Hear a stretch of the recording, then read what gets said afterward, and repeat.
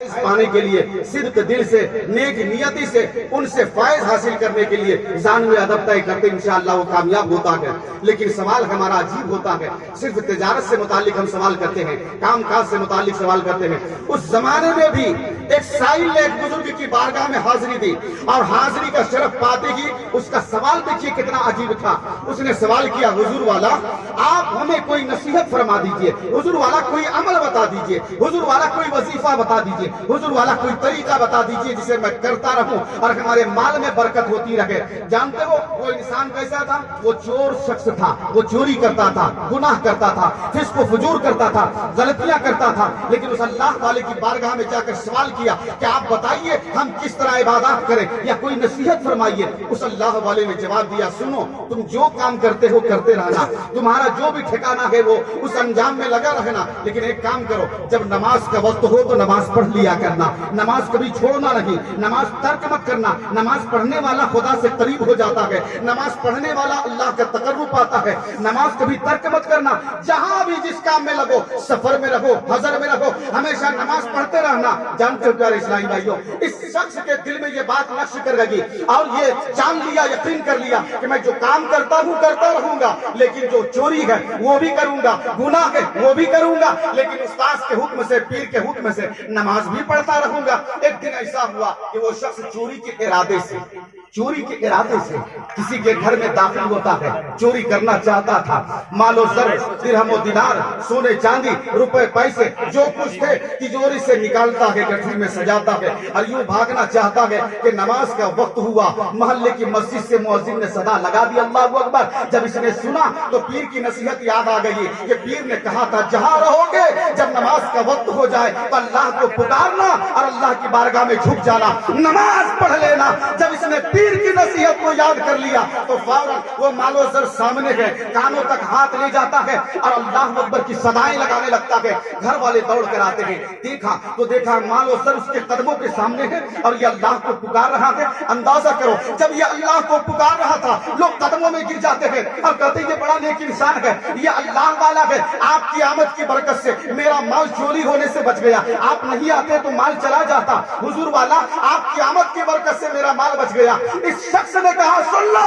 ارے چور تو میں ہوں, چوری میں کرنے آیا تھا لیکن اللہ کو پکار رہا تھا. جانتے ان گھر والوں نے جواب دیا, آپ کو معلوم نہیں ہے جو بندہ صدق زبان سے اپنے رب کو پکارتا ہے وہ چور نہیں ہو سکتا, برا نہیں ہو سکتا, گناہگار نہیں ہو سکتا. اس لیے کہ ارشاد ہے بے شک نماز بے حیائی اور بری باتوں سے روکتی ہے, منع کرتی ہے. یقین جانو پیارے اسلامی بھائیوں, جب لوگوں نے دیکھا کہ یہ شخص اللہ اکبر کی صدائیں لگا رکھا ہے, جانتے ہو اس کے دل کی دنیا بدل گئی اور اس نے پیر کی نصیحت کو یاد کیا اور یاد کرنے کے بعد کہتا ہے اے یا پیر, آپ نے جو نصیحت کی تھی بہترین عمدہ نصیحت ہے.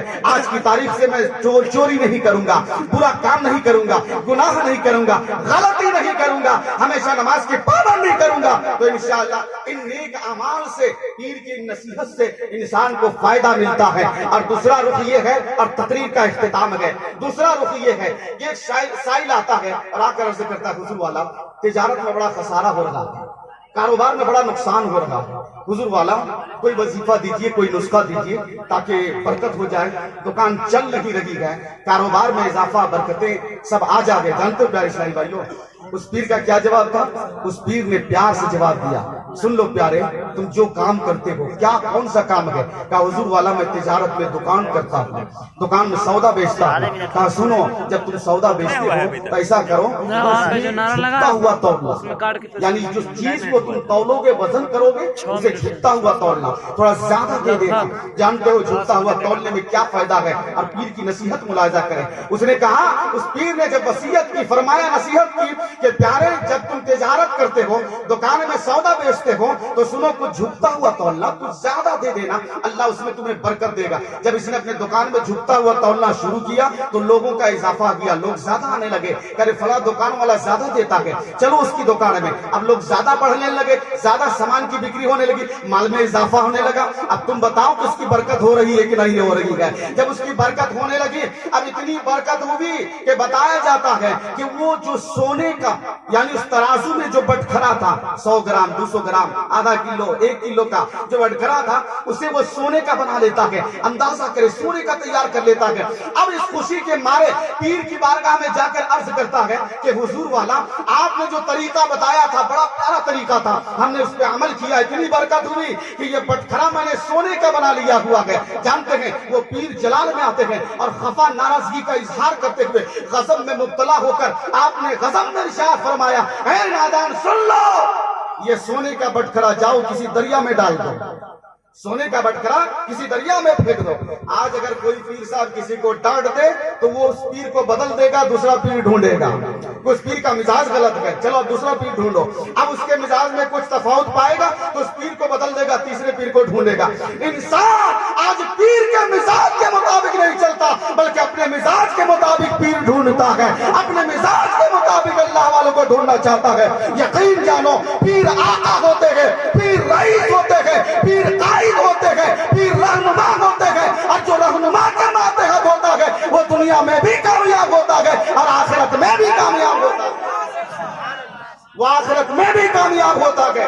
اس اللہ والے نے کہا، پیارے میں تجھے حکم دیتا ہوں یہ سونے کا بٹکھرا جاؤ کسی دریا میں ڈال دو۔ اب یہ پیر کے حکم کی تعمیل کرتا ہوا آتا ہے، ذرا بھی شکن نہیں، ملال نہیں، آتا ہے دریا کے سامنے یوں ہی پھینک دیا، ڈال دیا، پلٹ کے آیا، اپنے کاروبار میں لگ گیا۔ کچھ دنوں کے بعد دریا کے اس پار کے لوگ اس کے دکان میں تجارت کے لیے آ رہے تھے۔ جب اس ندی نالے کو پار کرتے ہوئے بڑھ رہے تھے تو کسی ایک شخص کے پاؤں میں وہی بٹکھرا ٹچ کیا، مس کیا۔ اس نے سوچا کوئی کڑی چیز ہے، کوئی پتھر ہے، ہاتھ رکھ کے دیکھا تو دیکھا سونے کا بٹکھرا نظر آ رہا تھا۔ جب اس بٹکھرے کو دیکھا سوچنے لگے لوگ، غور و فکر کرنے لگے یہ کہاں سے حاصل ہوا۔